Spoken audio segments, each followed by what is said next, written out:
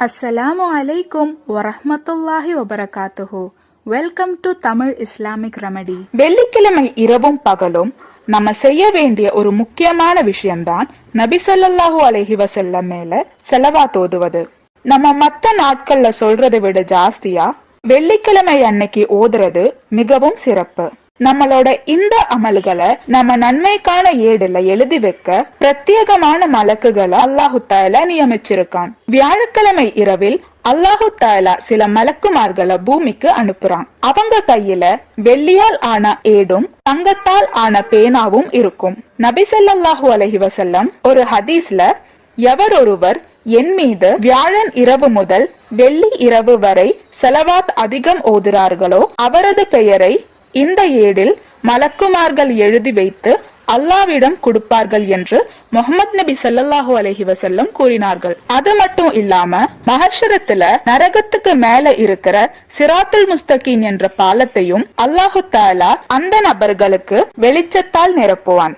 இன்னொரு ஹதீஸின் படி, எவர் ஒருவர் வெள்ளிக்கிழமை அன்று 80 முறை ஸலவாத் ஓதுவாரோ அவரது 80 வருஷத்தின் அவர் செய்த சிறு பாவங்களை அல்லாஹு தஆலா மன்னிப்பான் என்று இருக்கு. வெள்ளிக்கிழமை அன்னைக்கு ஸலவாத் அதிகப்படுத்துவதால இன்னொரு அற்புதமான நன்மையும் இருக்கு.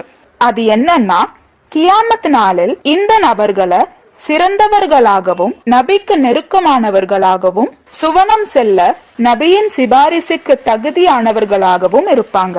இனி சில பேர் எந்த ஸலவாத் ஓதுறது சிறப்புன்னு கேப்பீங்க. நீங்க உங்களுக்கு தெரிஞ்ச எந்த ஸலவாத் வேணாலும் ஓதலாம்.